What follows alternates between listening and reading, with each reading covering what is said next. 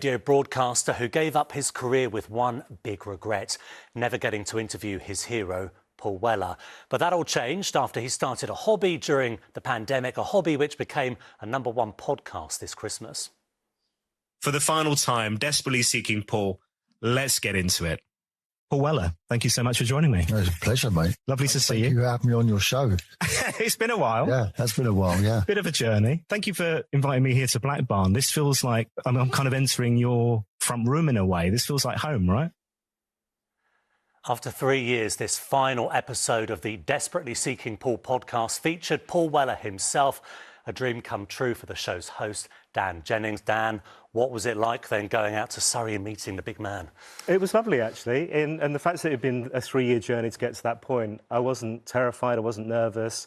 I was very relaxed, and he was very, very chilled as well. So, yeah, it's lovely. So let's rewind 3 years then. Why did this all begin? Well, we had that lockdown. We had to think about what we were going to do, and it was either that or homeschooling. So I started this project thinking it would be a kind of, a few weeks of chatting to some fellow fans, and it spiraled. It started getting out of control, talking to members of his family, big fans, members of his band, and it just became this kind of roller coaster, I guess, that just, like I say, got out of control a bit. Which you spun out for 180 episodes. Yes. I mean, the man has great music, but that's a lot of depth there, isn't there, on one man? Yeah, I suppose it's 45 years of a career, the Jam, the Style Council, solo. But Paul himself said 180 episodes, 180 people. I don't know that many people. But yeah, there are loads of connections, like I say, from back in the day, the tour managers, the people who were making it up as they went along, right through to the kind of established model now of how you make a record and how you tour, Did anything surprise you about him then? Yeah, lots really. I think how humble he was, how grateful, and how he's constantly moving forward, constantly wants to create the next record. So as soon as he's finished and it's out in the shops, he's already thinking about the next project. And the fact that that's all consuming as well. So you can't get home and switch that off. It's kind of in his mind the entire time when he's creating. Is really interesting. And the fact he still gets anxious about live gigs and putting his music out into the world, that still causes him anxiety as well, which is really interesting after, 45 years, like I say. Yeah, because you wouldn't think it after, 4 or 5 decades in the business, that you still feel those nerves. But I guess that's what keeps people at the top of their game.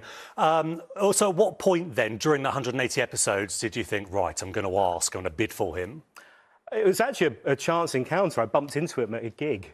And, No. Honestly, yeah. And he was like, I've heard about it, and started talking about how much he'd heard and the fact that he thought it was a really good project and stuff. And then said he'd think about it. And I was like, think about it? What? But then eventually at the end of the evening, he came back up to me and said, let's do it, Christmas special. Really? Yeah. So that was back in the summer, yeah. So did you, when you were having that conversation, did you go in for it and say, will you appear? I said, well, you have to come on, because he said, turn it into a book. He said, it's a great project, you have to turn it into a book.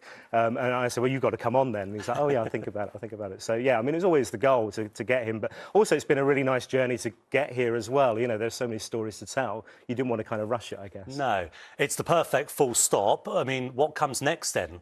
The book is a nice idea. The fact that Paul has mentioned it himself is a lovely project. I've never written a book.